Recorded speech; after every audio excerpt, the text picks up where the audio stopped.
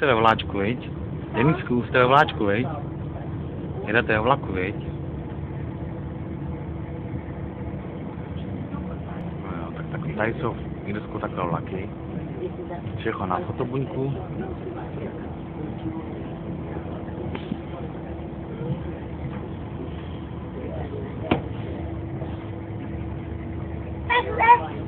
Teď jdeme do Malova. No a potom přestoupíme v Malově. A oni si nastoupí na Dublin, na vlak, a já pojedu zase zpátky z Malova domů.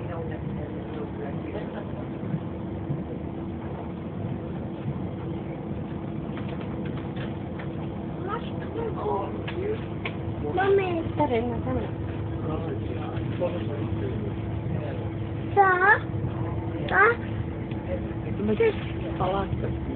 Což znamená?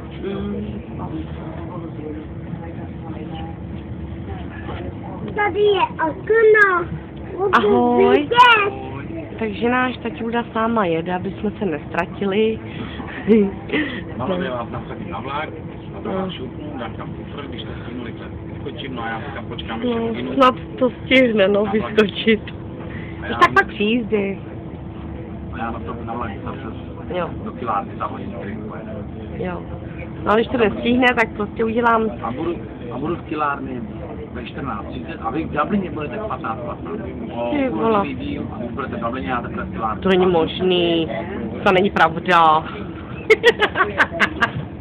No a kdyby náhodou to nestihne, tak prostě mu udělám, víte co.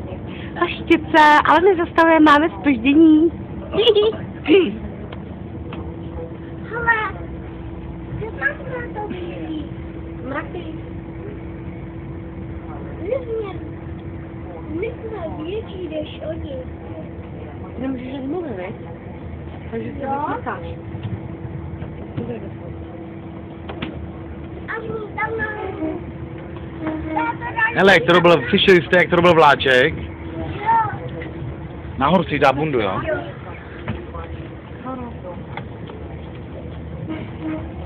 Troubí vláček, slyšeli jste ho? Proč?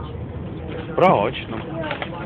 Že výjíždí jako do toho, víš, z Kilárny asi, že jsme vyjeli už, víš? Tak troubil.